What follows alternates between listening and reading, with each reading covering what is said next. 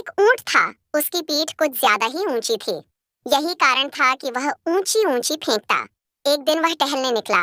नदी किनारे चूहा, गिलहरी, बंदर और खरगोश किसी बात पर हंस रहे थे।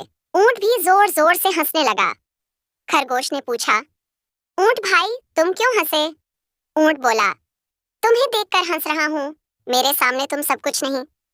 चूहे ने पूछा, मतलब क्या है तुम्हारा? ऊंट गर्दन झटकते हुए बोला, मतलब ये है कि मेरा एक दिन का राशन पानी तुम सबके लिए महीने भर का होता है। जहां तक तुम देख सकते हो, वहां तक तो मेरी गर्दन ही चली जाती है। मैं रेगिस्तान का जहाज हूँ।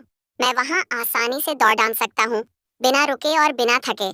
तुम वहां 4 कदम चलोगे तो हांफने लगोगे, समझे?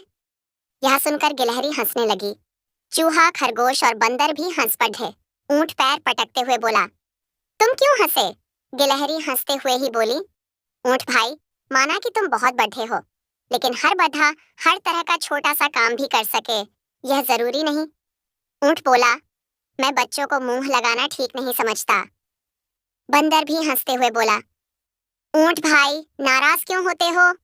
ऊंट ने बंदर से कहा, ये सब पिद्दी भर के हैं, इनसे मैं क्या बात करूं? तुम सामने आओ। तुम ही बताओ कि ऐसा कौन सा काम है जो तुम कर सकते हो और मैं नहीं। हाँ, पेट ढांच पर चढ़ने के लिए मत कहना। गिलहरी उछलकर बंदर के कान के पास जा पहुंची। दूसरे ही पल बंदर दौड़ कर कहीं चला गया। थोड़ी ही देर बाद वह पीठ पर एक तरबूज ला रहा था। उसने तरबूज ऊंट के सामने रख दिया। बंदर ऊंट से बोला, यह लो, तुम्हें मेरी तरह तरबूज को अपनी पीठ पर लाद कर लाना है। उठाओ इसे, और 20 कदम ही सही, जरा चलकर तो दिखाओ। ध्यान रहे कि तरबूज गिरना नहीं चाहिए।